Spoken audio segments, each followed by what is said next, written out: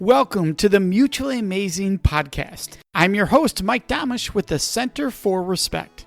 The episode you're about to listen to was recorded when this show used to be called the Respect Podcast, so you might hear that mentioned during this episode.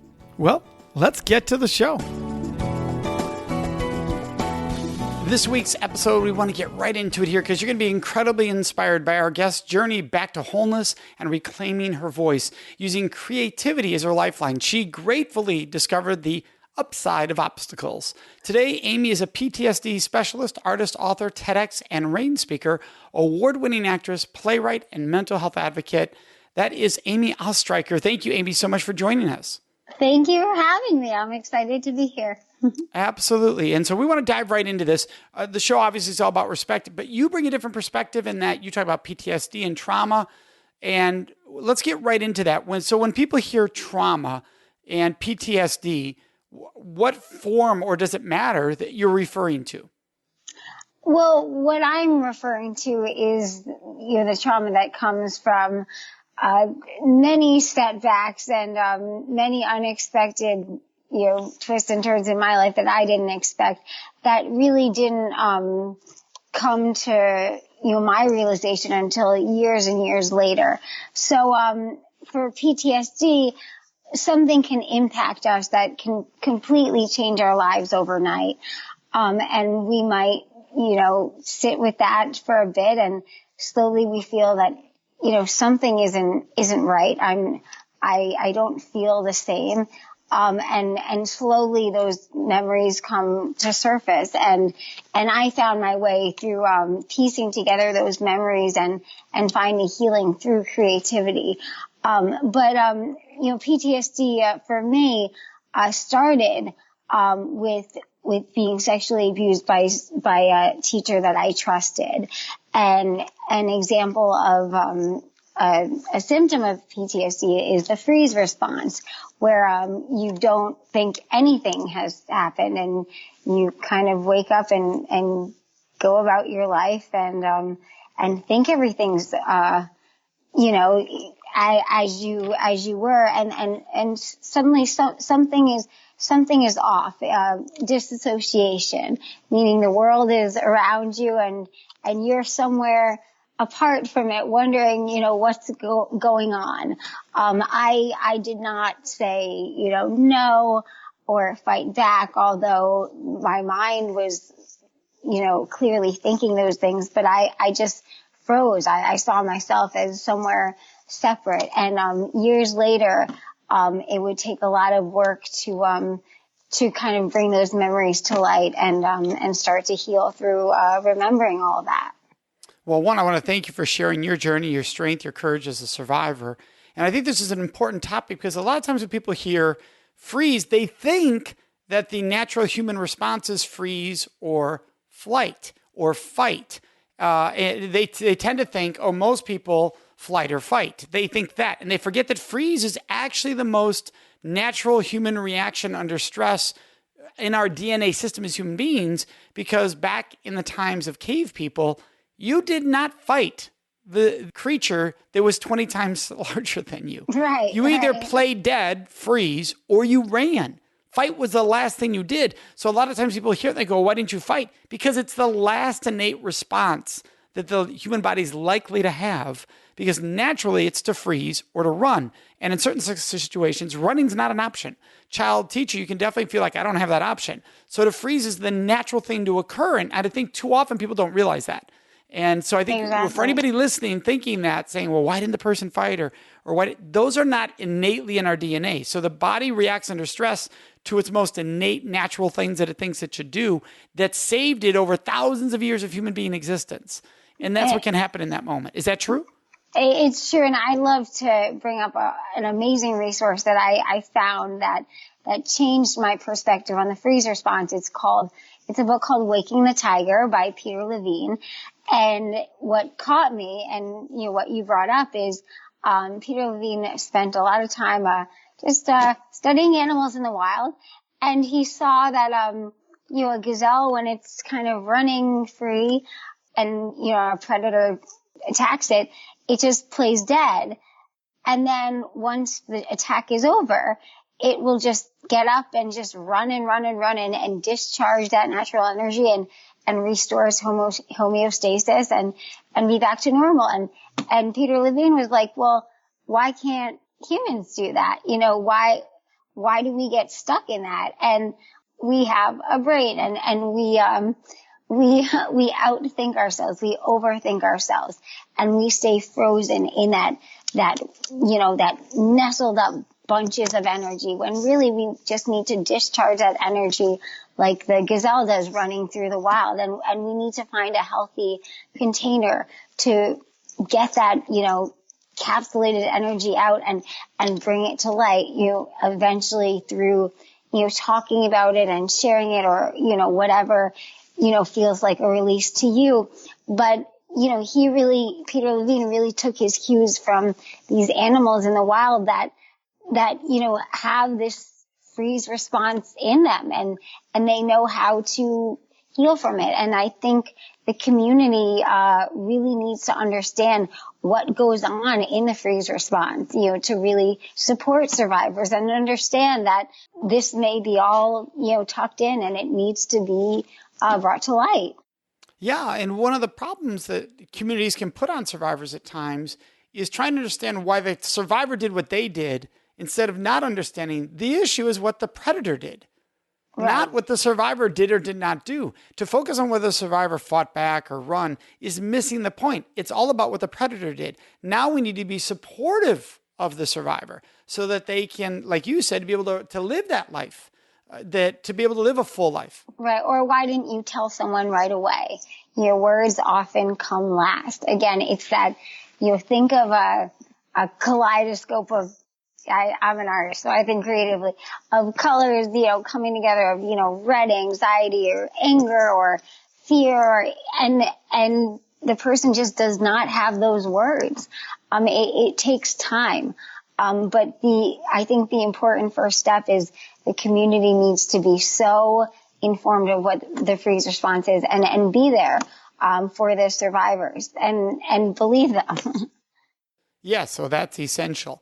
And it is interesting because depending on where PTSD is being discussed, people treat it differently. Military PTSD tends to be treated differently than sexual violence PTSD. That's a result of sexual violence because the military, and I get to work with the military all over the world, we thankfully are grateful for our military. Not everybody is, but a lot of people are. So when they look at the military, they go, there's a hero who is struggling with something that happened because they sacrificed for our country. And so therefore there's empathy. There's understanding for that person.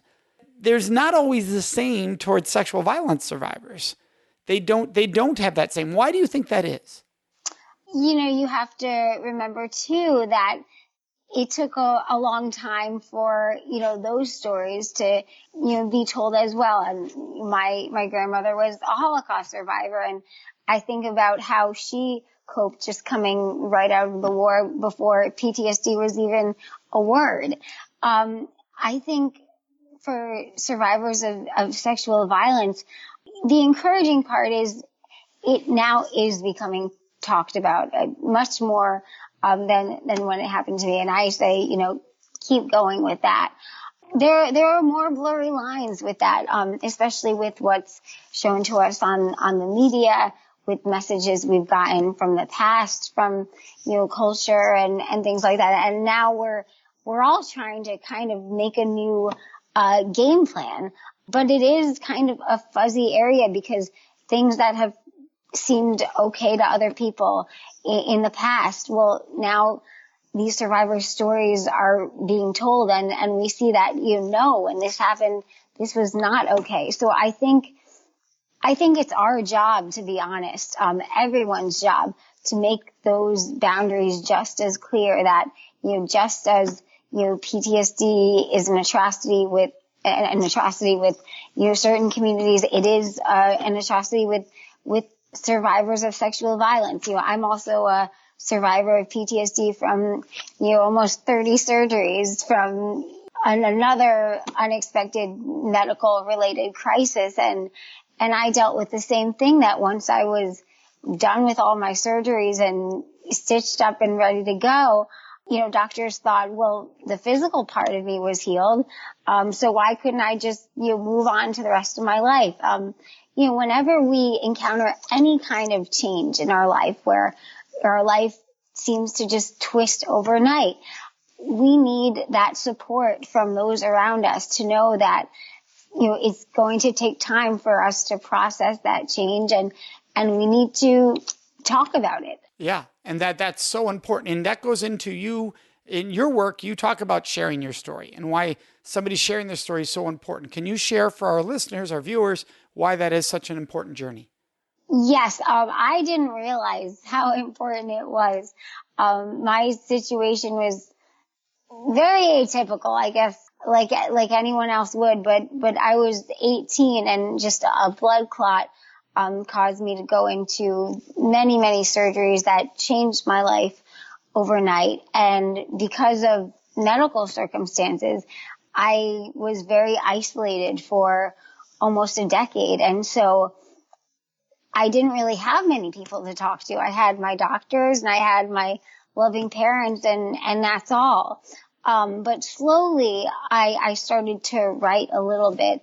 And again, another book that inspired me was Joseph Campbell, learning about the archetypal hero's journey. And I actually found my way through this dark, unanticipated chapter in my life through tracing Joseph Campbell's steps to what makes a hero in society and how they have to, go away for a while and then come back transformed. I mean, it's in every Pixar movie, the hero's journey or Star Wars. And so I kind of used that as my own map. And so slowly I was typing and typing to kind of uncover what I'd been through for myself.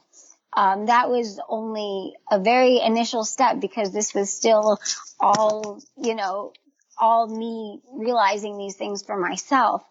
Then years later, I finally was able to share it through theater, which I'd always loved doing as a kid and which I thought was going to be my life.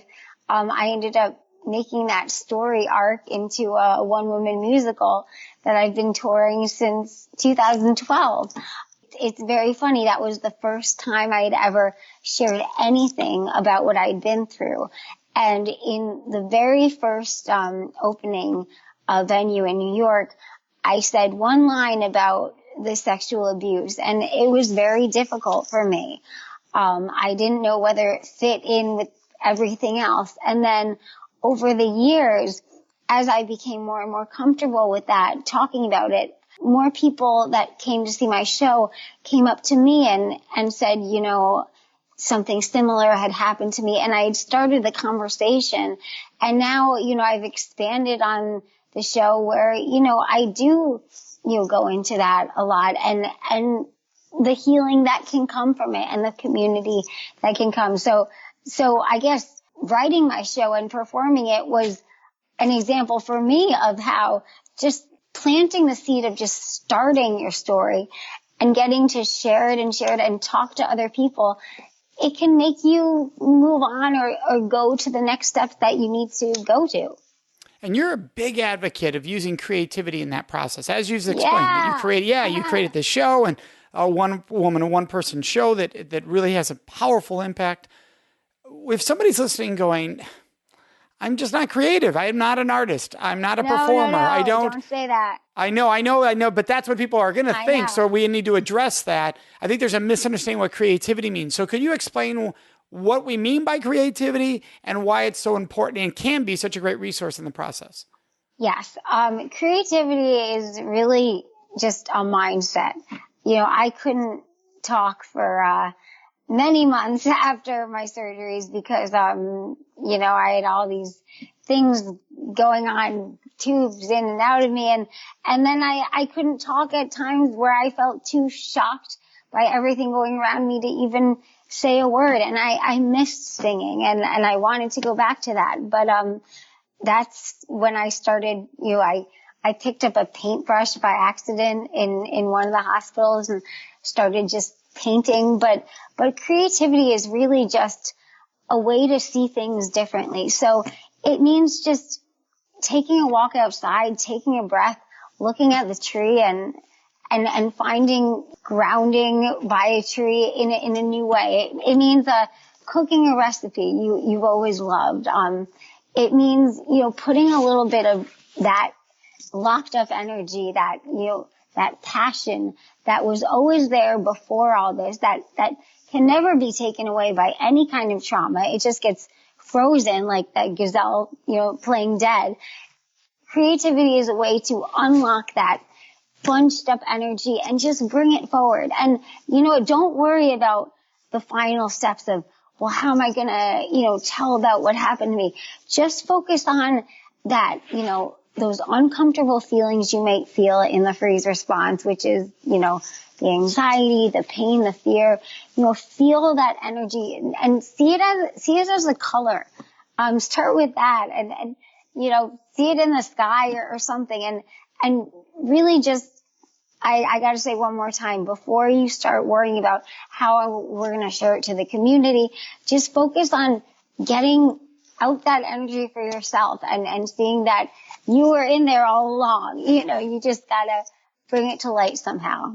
Yeah, and you can choose to never share it with the community. It could be your process for your own journey. Exactly. And that's what I love about how you're describing creativity. I've always remembered, I was speaking to a doctor, and I work with a doctor who's both general practitioner and also holistic. So both sides of the equation. Nice. And he was once saying to me, hey, Mike, on a scale of 1 to 3 and how you feel the world, sensitive to the world, you're a 3, very high, like off the charts 3. You feel everything in the world, which means you're a high creative. And I jumped back and went, whoa. I don't do art. I don't write music. I love to sing, but I'm horrible at it. Like, I do not have artistic traits. And he went, what? You get on stage and you share with people your thoughts and ideas. That's a very creative process and how that works and how you put the thoughts together and how you connect. And you're a massive problem solver. That's what you love to do. So that's all creativity. So I think for people listening, pause and go, are you a problem solver? Because if you are, that's a high level form of creativity. You're trying to creatively come up with a solution when you're problem solving. Exactly. It just means, taking an unexpected turn and saying, all right, I'll go with it and see what happens.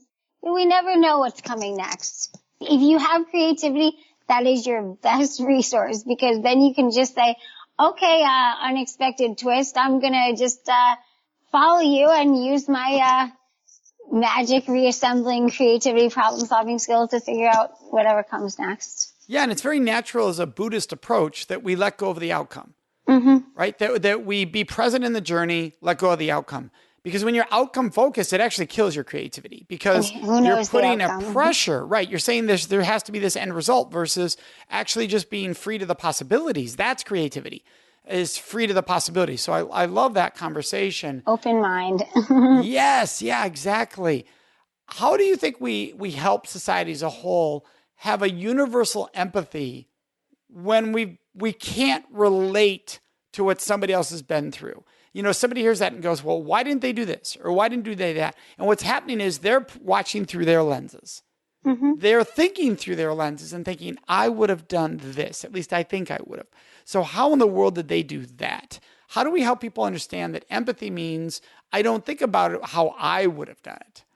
I think about what they must have been going through.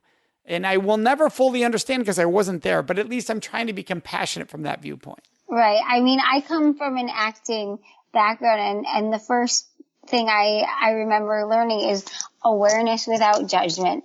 We're aware of everyone else around us, of everything else around us, but we don't judge. But, with these circumstances, I think honestly, having been through it and now supporting other survivors of violence, I really think we all need to up our game and again, be educated on PTSD and the various responses that can not only affect the survivors themselves, but, the people that care about them. It can affect other communities and things they're going through.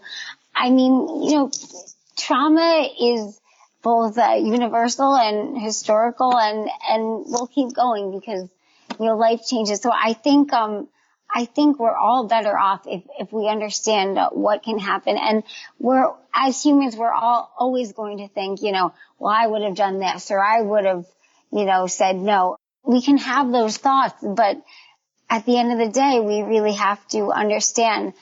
But, this is trauma, and I want to be open to whatever this person is sharing with me or chooses to share. It's having respect. Yeah, that's just it. It's treating everybody with respect and dignity. And in the wake of sexual violence, sometimes there's destructive coping strategies that show themselves for a survivor. And that can amplify symptoms of PTSD. And you use the word victimization. A couple things. For those listening, when we say destructive, what do we mean by that? Because they might not understand what that means. And how do you help somebody who's experiencing that? So destructive coping mechanisms, I'm going to go back to that energy that survivors feel that has not been discharged.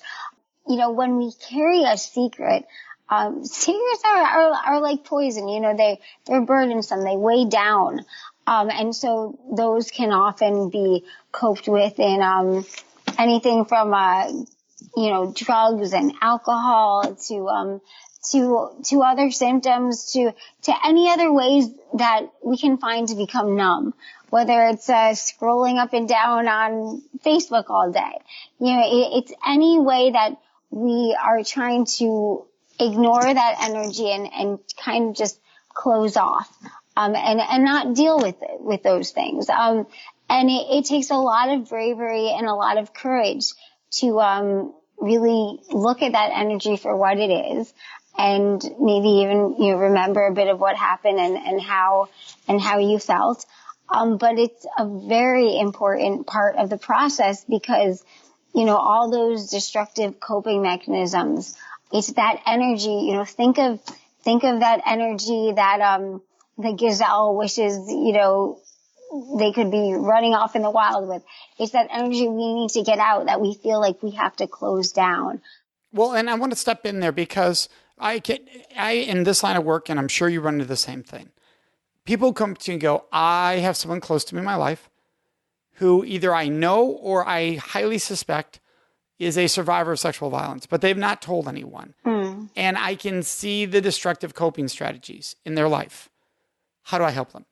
And what happens when they ask that question is there's two approaches. There's the how do I help them? How do I support them? And there's the how do I fix them? Which are two very different approaches. Help and support is what people need. Being fixed is never going to work with a human being. You don't fix people. I've made that mistake of trying to be a fixer in my life, over the history of my life. There were times where I look back when I was trying to fix the person versus be supportive of the person. So how do we, instead of trying to fix them, how do we provide support when they're not asking for it? They have not come forward. I mean, verbally asking for it. They're not outwardly saying, will you support me? Will you help me? They haven't even told anyone that they are struggling with this. How do you help and support that person? Their role is very, very difficult because I think it's human instinct to want to fix people, or when we see people struggling, we want to reach out and we want to help them so badly. Surprisingly, the best way to help and support is not such a hands-on and fixing approach as you might have wanted. It's really just being there as a listener, as a gentle, compassionate listener. And if you need to say, I believe you, it's taking in the words they're saying or whatever they're giving you. Yeah, because they might not tell you. There might not be in a believe you moment because they might not tell you. And that's why saying that I'm here for you, if anything ever has happened or ever does, that's the language we teach our audiences. If anybody ever has or does, that way you're opening the door to possibilities of what could have already happened or what could happen in the future. It's so important for people to just understand I'm here for you. And then the tough part is you have to be patient because they may not want to tell you for 10 years. And that's their journey. It's not your right to invade and change their journey on them. Or ever. Or maybe they want to tell you right then, but it's their journey, which means you have to be patient and understand this isn't about me finding out or me being told. It's about them and being present for them. Yeah, and for those of you that are listening, go, that's it? I get it. It's so simple and it's so difficult to just leave it at that, just be there. But it's that support.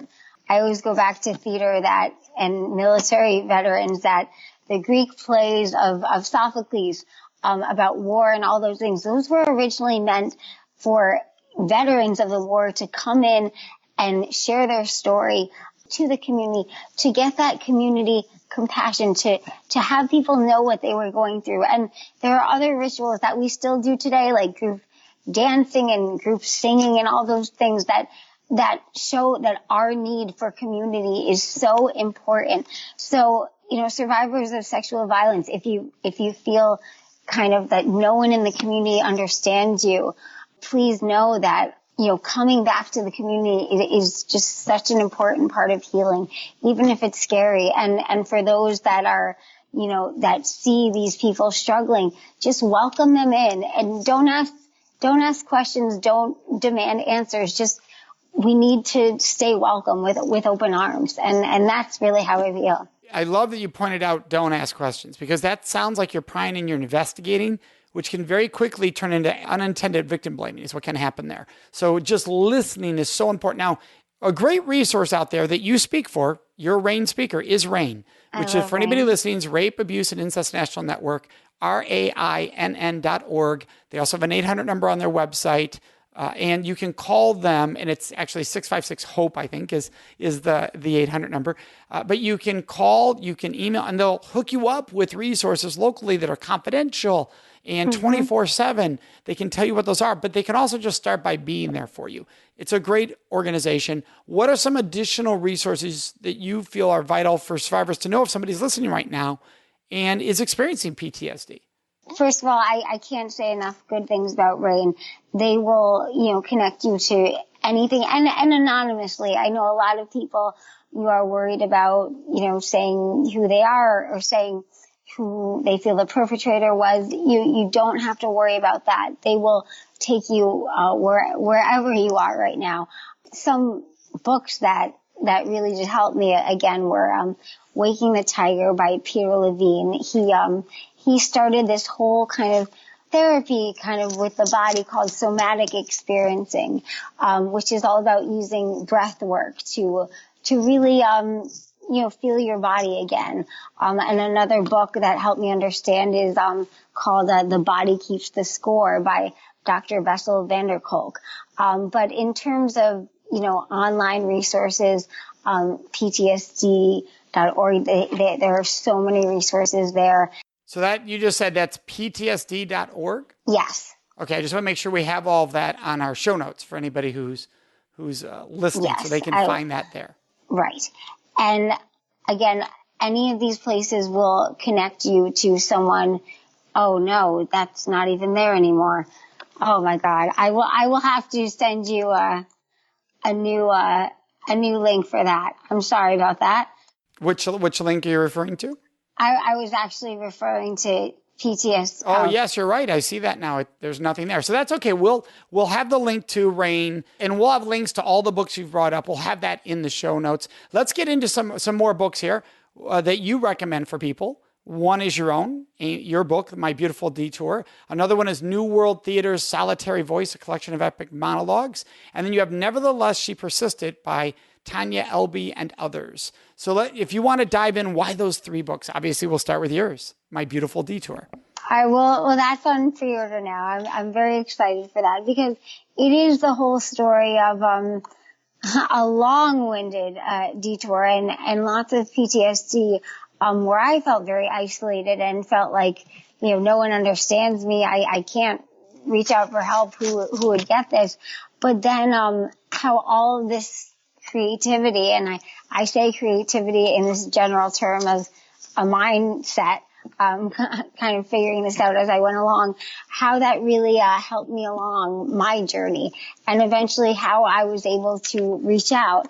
I talk about being a detourist, where you see a detour in the path and you find a little creativity and find your way through. So besides talking about my story and how I healed, I also have a lot of really good, kind of plans for when life kind of crashes overnight and you need to find a way out again. So I hope it's helpful. Absolutely. Well, I appreciate that because it's in a pre-order, so it's still on its way, but people can get it now. So as soon as it comes out, and then New World Theater, Solitary Voice, a collection of epic monologues.